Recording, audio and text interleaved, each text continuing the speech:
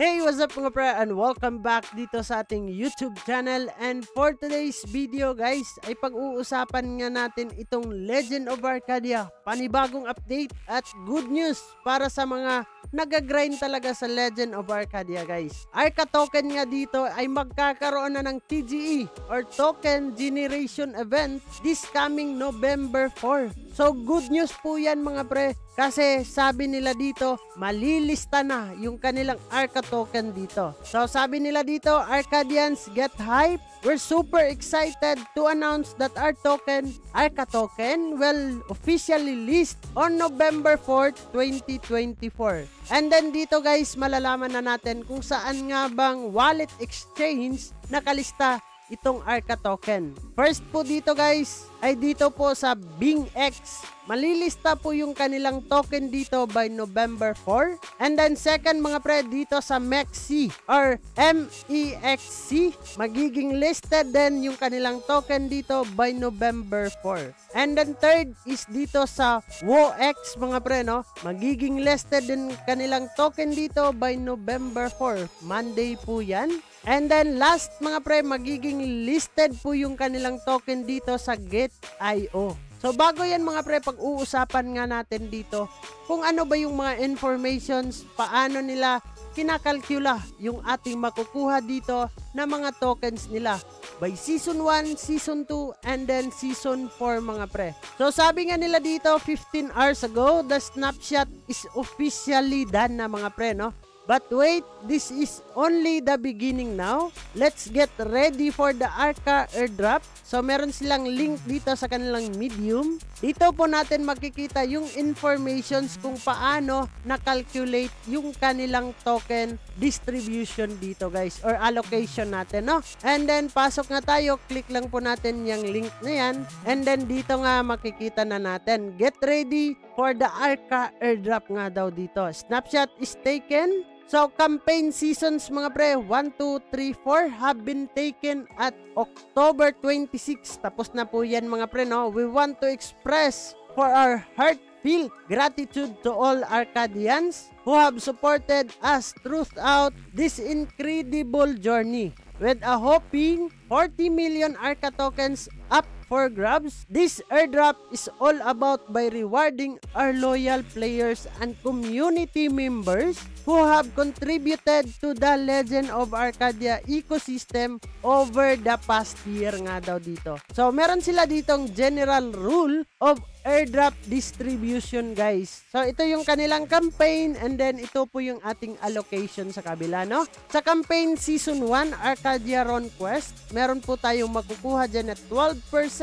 And then season 2, Gradia World Tour, 12%. And then season 3, Telegram Minigame, 12%. And then season 4, Last Sprint, 12% guys. And then overall ranking, parang itong overall ranking mga pre is nasa leaderboard po yan, no? So meron po tayong 17.5%.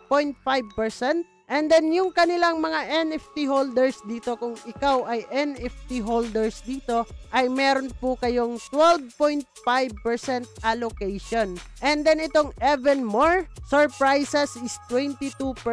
So aabangan pa natin itong kanilang even more surprises dito, no? Kung ano nga ba yan. So magkakaroon pa sila ng magandang surprises para sa mga loyal players nila dito. So, a total of 40 million Arca tokens will be distributed based on the gacha points earned across different season dito.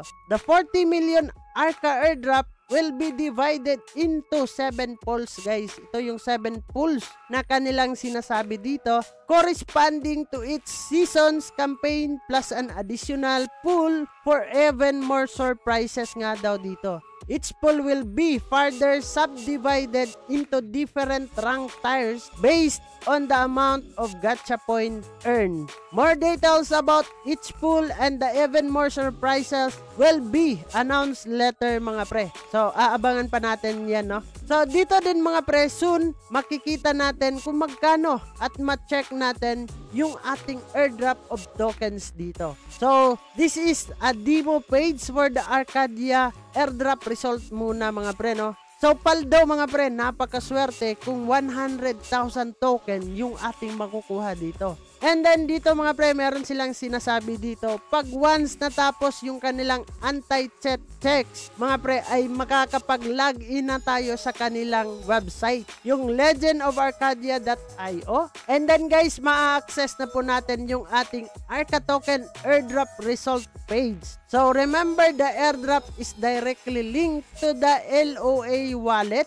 you use during the Season 1, Season 4 campaigns. To keep an eye on official announcement for further instructions once the page is go live na nga daw dito. So, important reminder guys, the airdrop claim features is not yet active.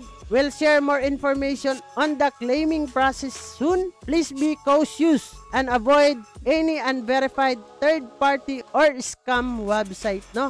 Kailangan po natin maging maingat guys. Huwag po tayong padalos-dalos na pumasok sa mga website na hindi talaga kilala and then hindi trusted guys, no? Dito po tayo tumingin sa kanilang Twitter account para maging safety tayo guys. So, yun lang naman yung ating pag-uusapan for today's video update patungkol dito sa Legend of Arcadia guys. So, sana makakakuha tayo ng marami-rami dito. Hindi ko pa alam talaga, no?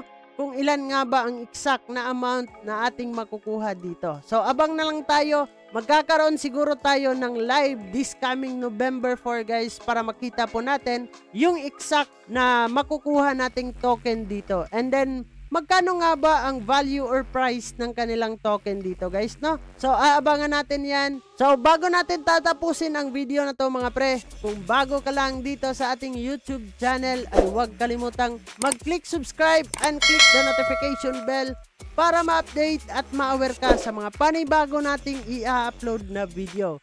So, this is me, Dung Ayan TV.